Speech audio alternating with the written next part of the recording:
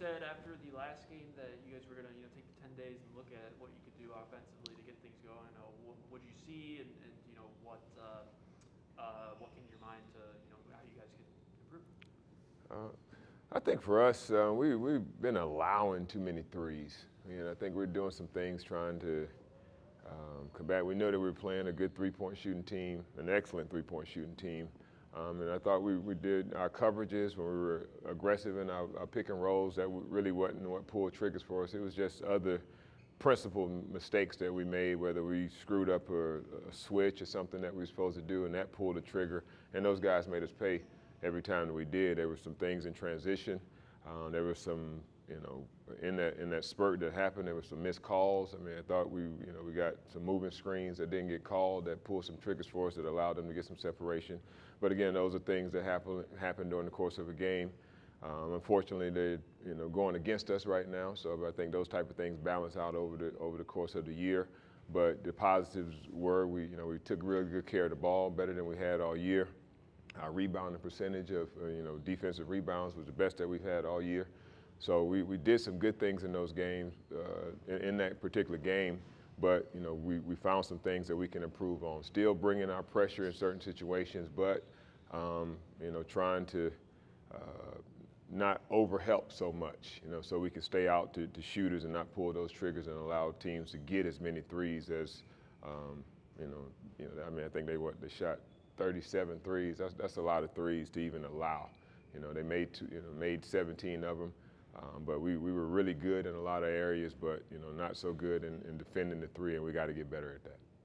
Is the starting lineup? I mean, you've had the same one for however many games. Is that something you want to stick with? Are you considering lineup changes, or what do you think? Yeah, I am going to change the lineup a little bit. This next coming game. Just again, we got 9 games, and obviously some guys aren't playing as well as we feel like they're capable of. But so it's just an opportunity to give some other guys. But more so than anything, I think as Rodney starts to get closer, hopefully he gets the chance to play a little bit on Saturday. But I think that's the important thing to know, that we want to get those other guys that have been in the starting lineup comfortable with that second group now, because when he gets here, he's in there. So, what I'm saying? So, I mean, he just brings a different dynamic, and it allows Scotty to be more of an off guard, which I think best suits, how he can help our overall, just our aggressiveness and our approach in transition. I think we've been getting a good job of getting steals, but it hadn't been paying off in transition points. So I want to try to, now we got Rodney and we can get Scotty on some of those hitter heads and have an opportunity to make some plays up the floor. I think that's going to be beneficial to us as well. The guys seem refreshed this week, having a little bit of time off? Yeah, they did. I mean, I think we just took some time off. I mean, it's been a tough week. I mean, I lost my oldest brother after the SMU game. So it was kind of a tough week from there. But I was able to get home this past weekend with my family a little bit. Everybody got to decompress and clear their heads.